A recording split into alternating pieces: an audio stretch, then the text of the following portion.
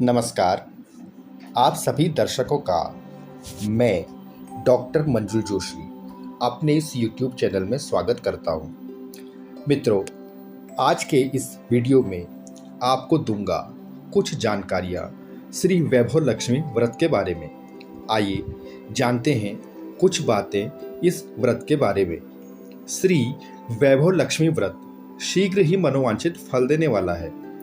माता लक्ष्मी जिस घर में निवास करती है वह घर तेजोमय हो जाता है। इस व्रत को मुख्यतः सौभाग्यवती स्त्रियों में ही रखने का विधान ज़्यादा है, पर इसे पुरुष भी अपनी मनोवांछित कामनाओं को प्राप्त करने के लिए रख सकते हैं।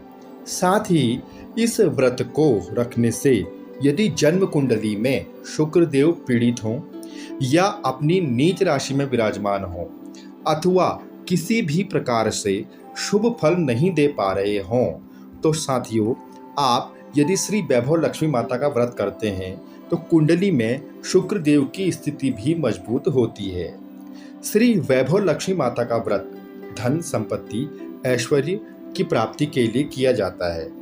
इस व्रत में 11, 21 या 51 व्रत का संकल्प लिया जाता है। साथियों, जितने भी व्रत का आप संकल्प ले रहे हैं उन्हें अवश्य ही पूरा करना चाहिए। इस व्रत को अपनी इच्छा और श्रद्धा के साथ ही करना चाहिए। श्री वैभव लक्ष्मी माता का व्रत शुक्ल पक्ष के किसी शुक्रवार से ही शुरू करना उत्तम रहता है। व्रत के दिनों में क्रोध नहीं करना चाहिए और खान पान, आचार व्यवहार इत्यादि सात्विक और शुद्ध ही रखना चाहिए। जितने भी व्रतों का आपने संकल्प लिया है, कोशिश यह करें कि उतने व्रत आप लगातार कर पाएं और बीच में किसी भी शुक्रवार को यह व्रत खंडित न हो पाए। स्त्रियां रजस्वला होने की स्थिति में उस शुक्रवार को छोड़कर अगले शुक्रवार से व्रत को कर सकती हैं। इस व्रत का परिणाम आने में कम से कम 3 महीने लग सकते हैं। दोस्तों, यह कुछ बातें जो व्रत रखने से पहले आपको ध्यान रखनी है। आइए जानते हैं क्या है व्रत की विधि। व्रत वाले शुक्रवार को प्रातः काल ब्रह्म मुहूर्त में ही उठना चाहिए। नित्य कर्म और स्नान आदि से निवृत्त होकर के साफ वस्त्र पहनने चाहिए। अपने घर की सफाई करनी चाहिए और घर के मंदिर को भी शुद्ध करना चाहिए। यदि संभव हो तो पूरे घर में गंगाजल छिड़कें या अन्य किसी पवित्र नदी का जल आपके पास रखा हो तो आप छिड़क करके शुद्ध कर सकते हैं। फिर अपने घर के मंदिर में पूर्व दिशा की ओर मुख करके बैठिए। व्रत का संकल्प लीजिए।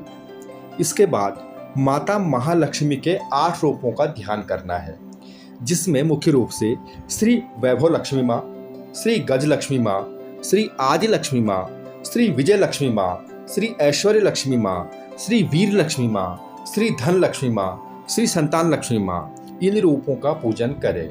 किसी किसी पुस्तक में कुछ अलग नाम भी दिए रहते हैं। जो नाम आपके सामने उपस्थित हों उन्हीं का ध्यान करें, उन्हीं का पूजन करें और सभी व्रत में उन्हीं का ही पूजन करते चलें। इस प्रकार प्रातः काल व्रत का संकल्प लेने के बाद मन ही मन पूरे दिन भर माता लक्ष्मी का स्मरण करते रहें। इसके पश्चात सायंकाल या जिस समय भी आप पूजा करना चाहते हैं, एक लकड़ी की चौकी पर लाल रंग का एक नया कपड़ा बिछाना चाहिए। उसके ऊपर लक्ष्मी माता की फोटो स्थापित करें। यदि आपके पास श्री यंत्र है, श्री यंत्र को स्थापित करें। श्री यंत्र नहीं है, श्री यंत्र की फोटो भी आप रख सकते हैं। इसके पश्चात एक सोने या चांदी का बना हुआ आभूषण भी पूजा में रखना चाहिए। साथियों, यदि आभूषण आपके पास उपलब्ध नहीं है तो एक सिक्के का प्रयोग आप कर सकते हैं। इसके पश्चात पूजा में आपको कलश की भी स्थापना करनी चाहिए। फिर माता लक्ष्मी के किसी मंत्र का जाप करना चाहिए, अन्यथा ओम भगवती लक्ष्मी नमः का जाप करना चाहिए। श्री यंत्र को नमस्कार करें, श्री यंत्र का पूजन करें। श्री यंत्र पर जल, रोली, चावल, पुष्प और बताशे अर्पित। फिर पात्र में जो आभूषण है उसकी भी इसी प्रकार से पूजा करें और पूजा करते समय मन ही मन वैभव लक्ष्मी माता को याद करना चाहिए। श्री सूक्त का पाठ यदि आप कर पाएं तो वह उत्तम रहता है। और इसी प्रकार से माता वैभव लक्ष्मी के चित्र पर भी आप पवित्र वस्तुएं जैसे शुद्ध जल के छींटे, रोली, चावल, पुष्प, बतासे अर्पित करें, उनसे पूजन करें, धूप और अगरबत्ती दिखाएं, सुगंधित द्रव्य आप अर्पित कर सकते हैं। और पूजा करने के बाद जो है आप ऋतुफल और अन्य सामग्रियाँ जैसी भी आपकी सामर्थ्य है भोग लगाएं। पंचामृत का भी भोग आपको अवश्य लगाना चाहिए। इनकी पूजा करने के पश्चात वैभव लक्ष्मी माता की व्रत कथाएं पढ़ें। इसे बहुत ही भक्तिभाव से पढ़ें। इसके बाद संभव हो तो वैभव लक्ष्मी जी की चालीसा और आरती का पाठ भी आपको करना चाहिए। इसके बाद जो प्रसाद है वहाँ उपस्थित भक्तों को बांट देना चाहिए। और पूजा की समाप्ति के बाद जो आभूषण और श्रीयंत्र हैं उनको सुरक्षित रख देना चाहिए, ताकि अगले शुक्रवार को आप जल से धो करके पुनः उनकी पूजा कर पाएँ। इसके पश्चात जो जल का छींटा आपने दिया है उसे आप पूरे घर में अपना दे सकते हैं। ऐसा करने से समस्त नकारात्मक ऊर्जा का भी नाश हो जाता है। फिर बचे हुए जल को तुलसी के पौधों में दे देना चाहिए। पूजा में प्रयुक्त किए गए पुष्प, रोली, चावल या अन्य पदार्थों को किसी पवित्र नदी या तालाब में विसर्जित कर देना चाहिए।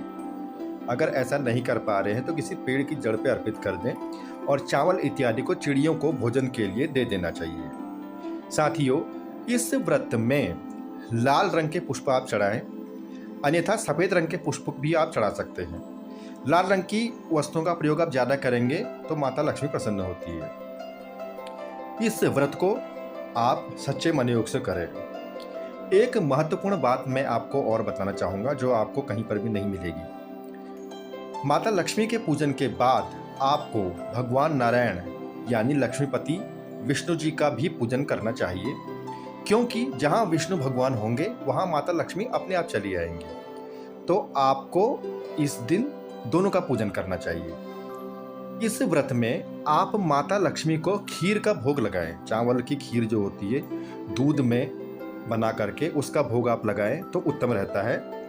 इसमें भोजन सात्विक करना है, वो तो सबको पता ही है, व्रत में सात्विक भोजन ही लेना है। इसमें आप अन्न का प्रयोग कर सकते हैं एक समय, दिन में फलाहार, दूध इत्यादि ले सकते हैं और खीर का भी प्रयोग आप कर सकते हैं, पर भोजन में लहसुन, प्याज इत्यादि का प्रयोग न हो, यह ध्यान रखें। साथियों, इस प्रकार यह व्रत शीघ्र ही फल देने वाला है। अब बात करते हैं व्रत के उद्यापन के बारे में। इस व्रत का उद्यापन जितनी भी संख्या में आपने व्रत का संकल्प लिया है उसके पूरे होने के बाद किया जाता है। उद्यापन के दिन भी जैसा पूजन आप अपने व्रतों में करते आ रहे हैं वही आपको करना है। और उद्यापन के दिन अपनी सामर्थ्य के अनुसार 5, 11, 21 कन्याओं को भोजन कराएं। कन्याओं का पूजन करें। भोजन शुद्ध और सात्विक हो। उस भोजन में भी खीर का प्रयोग अत्यंत आवश्यक है। कन्याओं को आप दक्षिणा दें और इसके अलावा किसी ब्राह्मण को भी आप दक्षिणा दान करें। साथ ही वैभव लक्ष्मी व्रत की जो पुस्तकें बाजार में मिलती हैं वह भी दान देने का एक प्रचलन है। पुस्तक दान देने से गुरु ग्रह भी मजबूत होते हैं और जिसको पुस्तक आपने दान में दी हुई है वह जब भी उस पुस्तक का पाठ करेगा तो उसका कुछ लाभ अवश्य आपको भी मिलेगा।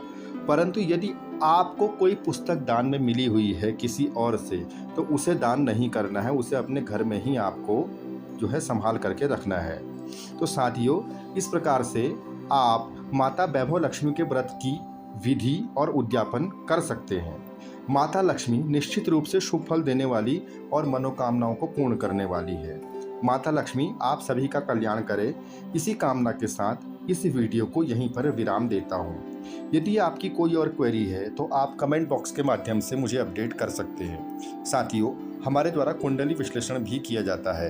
यदि आप भी कुंडली विश्लेषण कराना चाहते हैं तो हमारी पेड सर्विस का प्रयोग कर सकते हैं। इस वीडियो को पूरा देखने के लिए धन्यवाद। यदि दी हुई जानकारी आपको पसंद आए तो इसे लाइक और शेयर करना न भूलें, ताकि और लोग भी इन जानकारियों का लाभ ले पाएँ।